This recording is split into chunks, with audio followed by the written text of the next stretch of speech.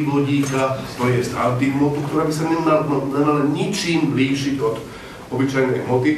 Samozrejme, keď sa dostane obyčajná hmota do styku s týmto tu, tak tie protóny s tými antiprotónmi okamžite sa spoja, zaniknú a vznikne veľa iných častíc, to isté tie pozitróny s tými elektrónmi. Hej, to znamená, že nemôžu dosť dobre, ako náhle sa dostanú oni k sebe, tak dojde k jednej z tých zrážok, kedy tie veci, ktoré sa zaniknú a namiesto nich vznikne veľa iných. Čiže v CERNe sa robil tento experiment už dávno, že či naozaj vytvorí sa antivodík, ktorý má úplne všetky vlastnosti rovnaké ako vodík.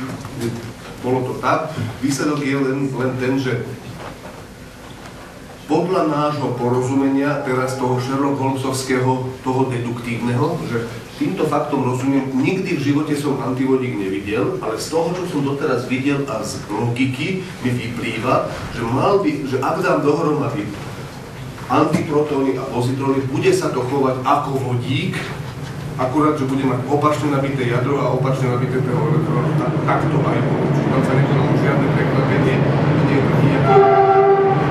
To je jedna z tých vecí, ktoré vzrušujúcejšie zniejú, než naozaj sú.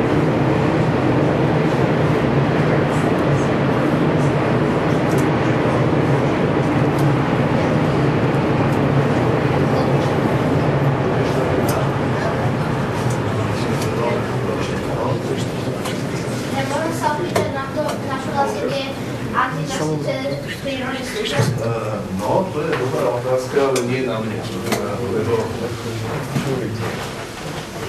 Ja si v prípade, že je tento svet stvorený stvoriteľom, tak je to otázka na ňo. Ja neviem. A v prípade, že nie je stvorený stvoriteľom, tak už tým tutom neviem. To je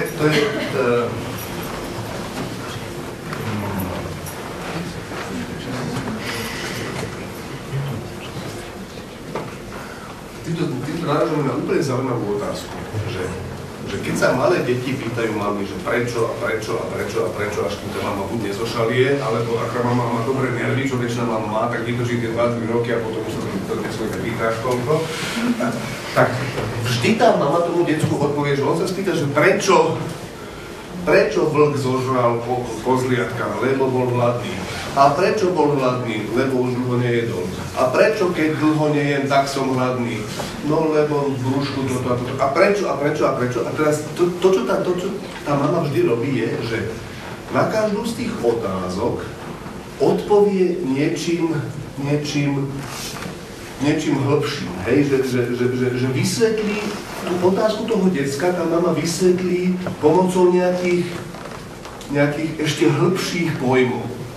A teraz, keď sa pýtame na elementárne častice, tak to sú tie najhlbšie veci, v zmysle, že to sú tie najzákladnejšie stavebné čiastočky a ja nemám ako odpovedať, rozumieš, ty sa ma pýtaš, že prečo to najhlbšie, čomu ešte rozumieme, je také a také. A na to, aby som ja mohol na to odpovedať, by som potreboval čosi ešte hlbšie, ale ako náhle sa to pýta na tej úrovni najhlbšie, tak ja nemám ako odpovedať. Čiže vôbec neviem. Odpoveď je, že absolútne netuším. Že prečo existujú aj antičasy netuším. To, čo tušíme, čo je zaujímavé, je, že celá tá stavebnica je pekná a zrozumiteľná. Ešte by mohlo byť také Lego, že žiadna kocka so žiadnou, to keby v NDR sa vyrábalo Lego, žiadna kocka na žiadnu by nepasovala a tak ďalej. Vy nemôžete rozumieť tomu vtipu, ale som najlepšie rozumiete.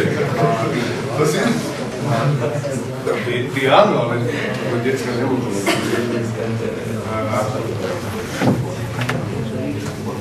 Dobre, čiže je zaujímavé, že tá stavebnica je taká zrozumiteľná a tá elegantná, ale prečo vyzerá práve tak, ako vyzerá, je nepochopiteľné. A dokonca ale ešte sú tam také zvláštne veci, že to som hovoril o tom, ešte že prečo sú tam aj kvátky, aj elektróny, aj neutrína.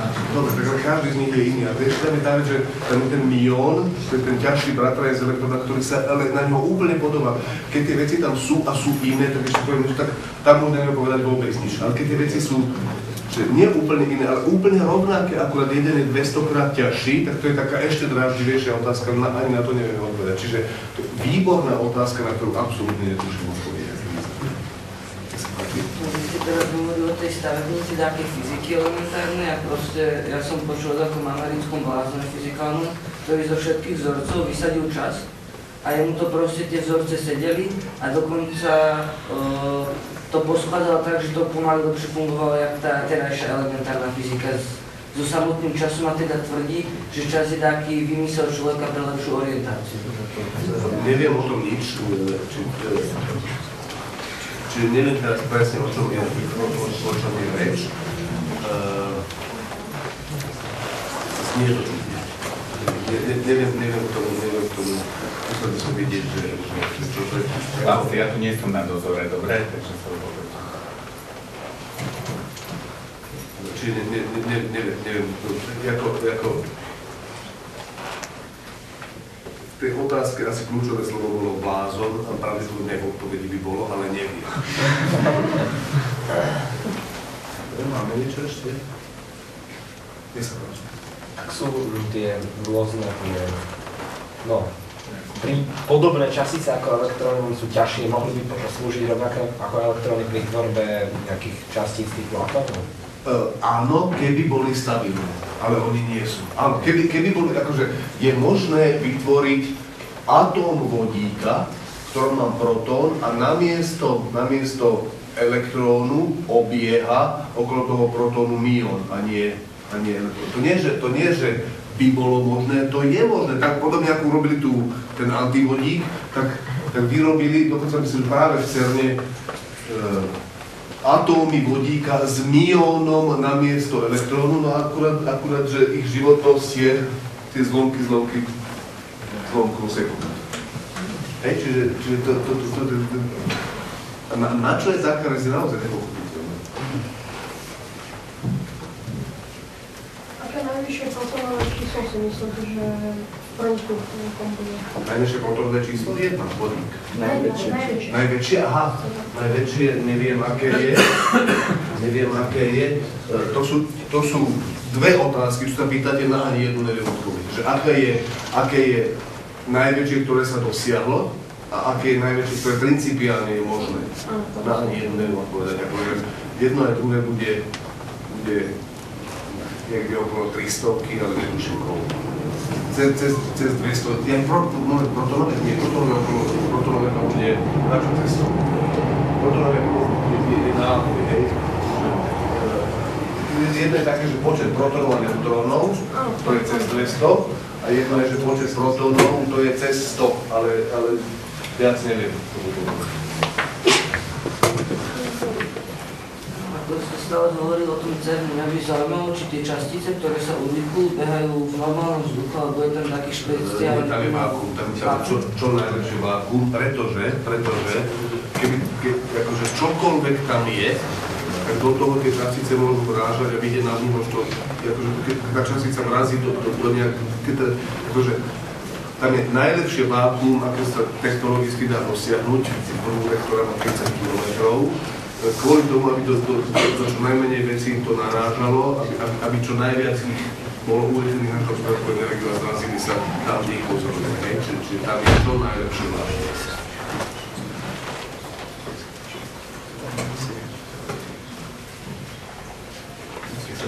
Spomínali ste, že keď sa zrazia tie častice a vytvoria sa tie obrovské prvky, napríklad je kvadrium a takéto, tak oni sa automaticky rozpadávajú. Uvoľňuje sa tedy radioaktívne žiarenie?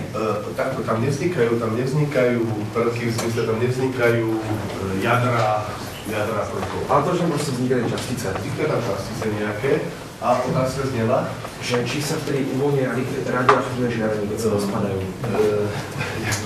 Ako radioaktívne žiarenie nie je nič iné, než že mám takto proces, že mám nejaké jadro na začiatku, na konci toho procesu mám nejaké iné jadro a ešte všelijaké častice, ktoré od teba odlietajú. Neutrína, alfa častice, čo sú zase menšie jadra, fotóny a tak ďalej. To, čo sa deje pri tej zrážke tých elementárnych častíc je, že odtiaľ vychádzajú len tie častice, fotóny, pióny, blá, blá, blá, blá, blá, blá. Inými slovami, odpoveď na vašu otázku je, že to, čo vzniká v tej zrážke v úvodzovkách, je